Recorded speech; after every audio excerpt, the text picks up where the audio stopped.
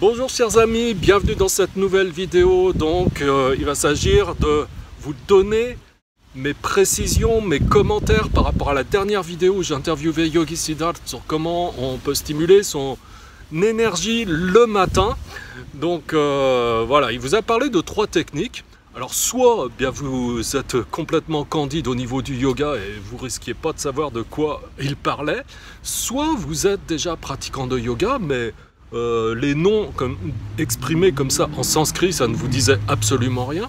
Donc je vais repréciser tout ça. En fait, Yogi Siddharth a parlé de 3 techniques de pranayama. Quand on parle de pranayama, on parle littéralement de contrôle de l'énergie vitale. Alors effectivement, on est en plein dans le sujet qui était donc la question, hein, stimuler l'énergie dès le matin.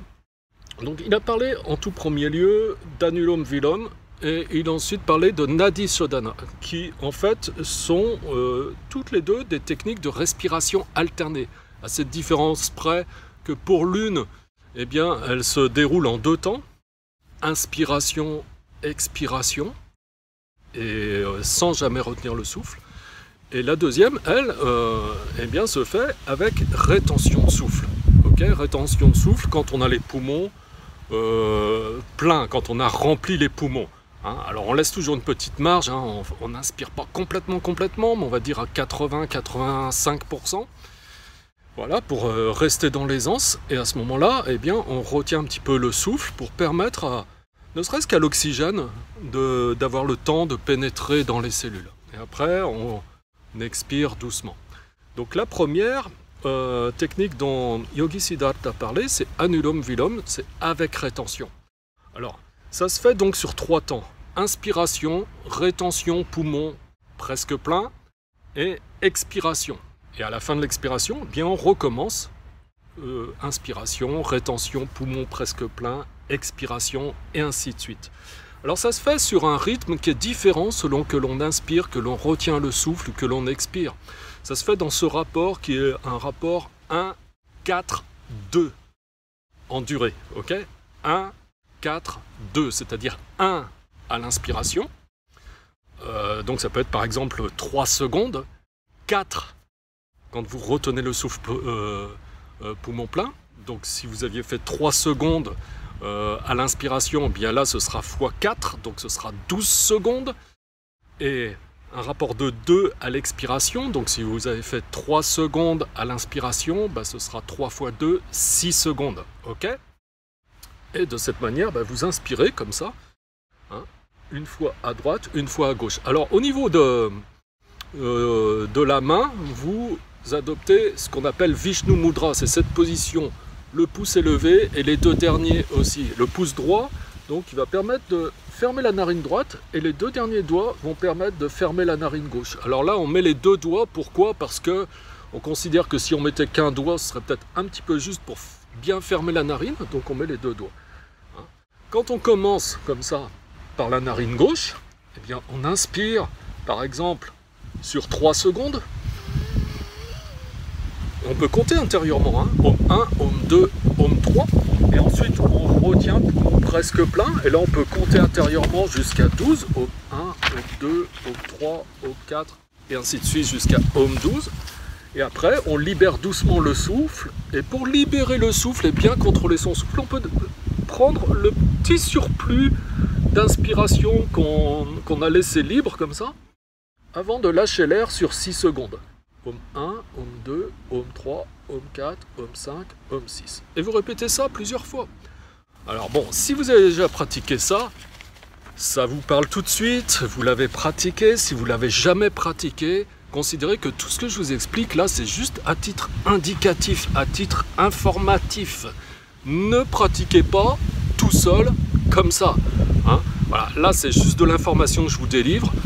Je ne vous conseille absolument pas de pratiquer ça tout seul parce que ça nécessite pas mal de précision. Ça nécessite que quelqu'un qui est expert puisse vous regarder et s'assure que vous fassiez bien ça correctement. D'ailleurs, même si vous avez quelqu'un qui est débutant dans l'enseignement, bah, il se peut qu'il ne vous donne pas toutes les précisions. Donc assurez-vous vraiment d'avoir quelqu'un qui est compétent depuis un moment, qui connaît bien son sujet, et puis faites-vous guider là-dessus.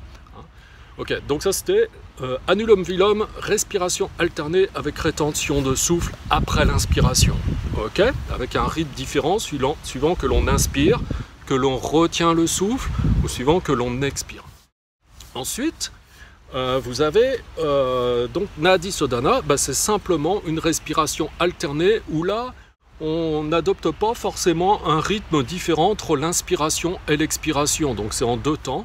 Et là, vous pouvez très bien faire Om 1, Om 2, Om 3, Om 4 par exemple. Et puis expirer de l'autre côté, Om 1, Om 2, Om 3, Om 4. Et puis à nouveau, inspirer toujours sur la même narine, Om 1, Om 2, Om 3, Om 4. Et puis changer de narine, expirer, Om 1, Om 2, Om 3, Om 4. Et ainsi de suite. C'est-à-dire sur chaque narine, vous faites expire, inspire, expire, inspire. Ok ? Donc là aussi, ça vous donne une idée, mais encore une fois, faites valider ça avec quelqu'un qui s'y connaît vraiment. Parce que moi-même, quand je suis en cours de yoga et que je donne des cours de Hatha Yoga, que je fais pratiquer ça, et pourtant, Dieu sait si je sais expliquer parfaitement les choses à force d'automatisme, à force d'enseigner ça depuis des années et des années et des années, eh bien, on peut dire que grosso modo, j'ai pas un mot de trop et il manque pas un seul mot. C'est vraiment, donc j'explique ça vraiment parfaitement. Et pour autant, eh bien, beaucoup de gens font ça imparfaitement et je suis obligé de regarder un par un les personnes pour vraiment m'assurer que tout le monde le fait bien. Donc autant dire que vous ne pouvez pas vous improviser comme ça, de pratiquer ça si vous ne l'avez jamais pratiqué, si vous n'êtes pas familier. Donc là encore une fois, c'est à titre informatif. La troisième technique dont avait parlé Yogi Siddhartha, c'est Surya Bedi. Alors lui il dit Bedi, donc on dit souvent Surya Beda aussi. Un Surya Beda, c'est pour mettre de la chaleur dans le corps, comme ça. Et là aussi, c'est susceptible de mettre de l'énergie. Là aussi, attention, ça je l'enseigne jamais en cours d'ailleurs, éventuellement en stage, éventuellement dans certaines circonstances. Mais c'est quand même très particulier puisque là, on va solliciter un type d'énergie. C'est vraiment pas une énergie qui est neutre, puisque là, on va vraiment travailler sur les énergies solaires. Hein, et donc, on va créer de la chaleur même dans le corps. Donc il faut faire attention, il faut que ce soit justifié. Alors créer de la chaleur, c'est pas simplement au niveau température, hein, mais c'est aussi c'est susceptible de créer de l'agitation aussi. Si vous êtes endormi, c'est bien. Si vous n'êtes pas endormi et que vous êtes plutôt agité, il faut peut-être trouver un autre pranayama. Voilà, en tout cas, Surya Beda, le principe c'est d'inspirer par la narine gauche, voilà, de retenir le souffle. Et là, normalement, en même temps, on fait des contractions qu'on appelle des bandhas. Donc ça, c'est assez... Il faut s'entraîner aussi pour le faire correctement. C'est assez spécifique. C'est pas évident de tout faire à la fois. Mais normalement, sachez qu'on fait des contractions. Et on retient le souffle. Donc assez longtemps. Et ensuite, on expire narine droite. Quand on a fini d'expirer narine droite, de nouveau, on inspire narine gauche. On fait ces contractions. Et on expire narine droite. Et ainsi de suite. Ok ? Donc voilà, donc je vous ai informé sur ce qui avait été expliqué par Yogi Siddhartha. Ceci dit, quand on parle de stimuler l'énergie le matin, puisque c'était la préoccupation d'un des élèves qui a posé la question, et Dieu sait si j'ai expliqué maintes et maintes fois aux gens qui sont mes élèves, parce que les yogis, si vous voulez, ils vous enseignent ça comme ils ont appris, donc des techniques, et voilà, comme si c'était un petit peu des techniques miracles. Et puis que voilà, on veut plus d'énergie le matin, on pratique ça et on va avoir plus d'énergie le matin. Alors c'est quand même... voilà, je pense qu'il faut vraiment aller au-delà parce que nous, on est des êtres humains et on expérimente les choses sur différents plans. On expérimente les choses, certes, avec un corps physique, hein, purement physique, et on expérimente les choses aussi sur le plan mental, on expérimente les choses sur le plan émotionnel, et puis il y a quelque chose, il y a un quatrième plan, on va dire, qui soutient toutes les expériences que l'on fait sur ces trois autres plans, physique, mental et émotionnel. Effectivement, là, il s'agit de l'énergie. Mais voilà, en même temps, on ne peut pas acquérir de l'énergie comme ça, juste en travaillant sur le plan de l'énergie. Il faudrait déjà travailler sur le corps physique, ça c'est la base.